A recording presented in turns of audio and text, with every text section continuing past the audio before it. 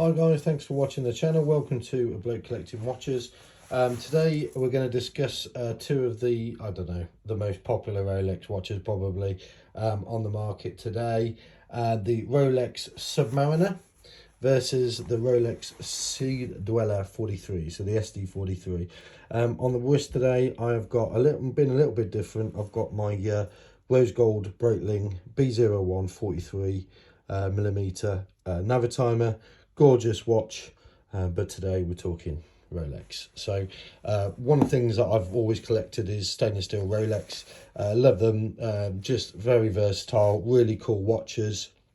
So firstly, thank you for watching, and yeah, we're just doing a quick comparison today on what they're both like and what people would prefer, really. I mean, if I'm honest, they're obviously very similar, but also very different.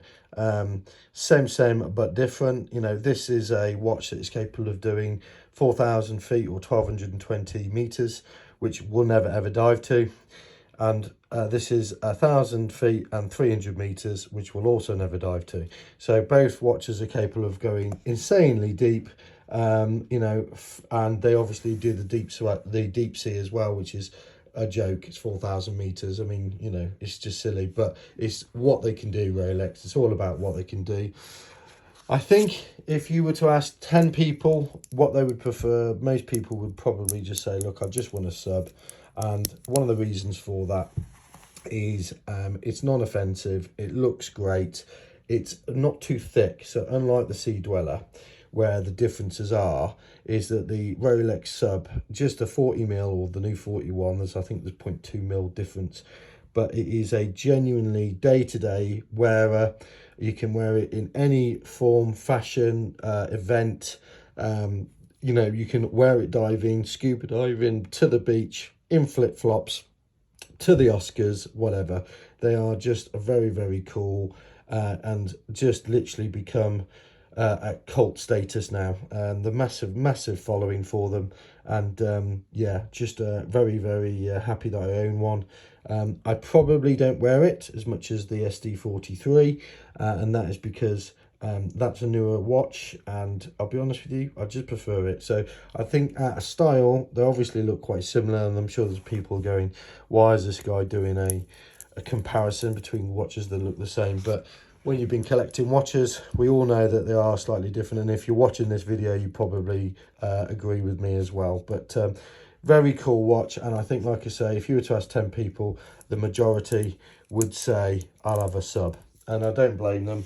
It does everything. Ceramic bezel, really, really nice place. Obviously slightly different dials, gloss black versus like a matte black on the Sea Dweller.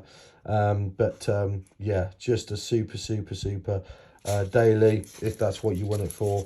And the prices of them are showing that as well. It's clearly a high in demand watch at the moment.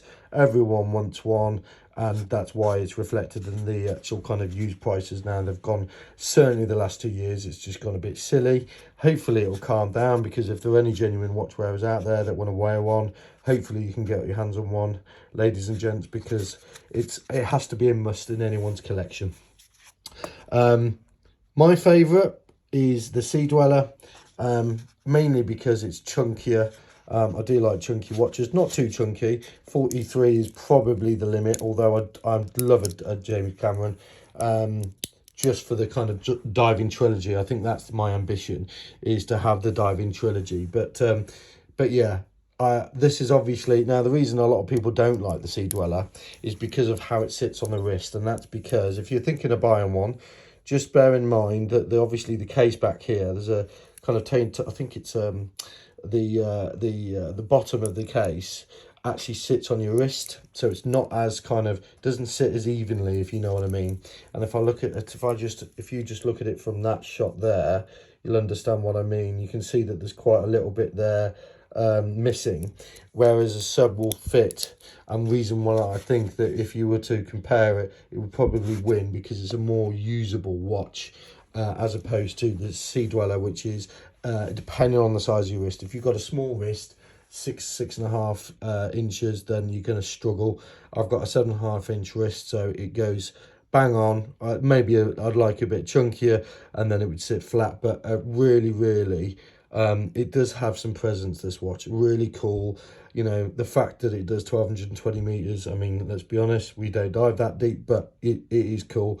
But really, you know, it is down to personal choice. So I'm gonna leave it to you guys as an opinion. My personal favorite is the Sea Dweller, but I think if I was to see a load of comments on each watch, I think most people would say just go for the Sub.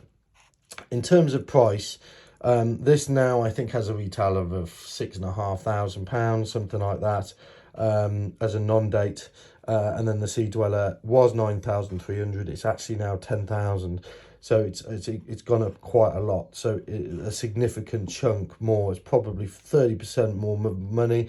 And actually, if you're not diving, I think if you were to ask most people, they would probably have the Sub. But let me know your thoughts. Thank you very much for watching, and I hope you enjoy the channel.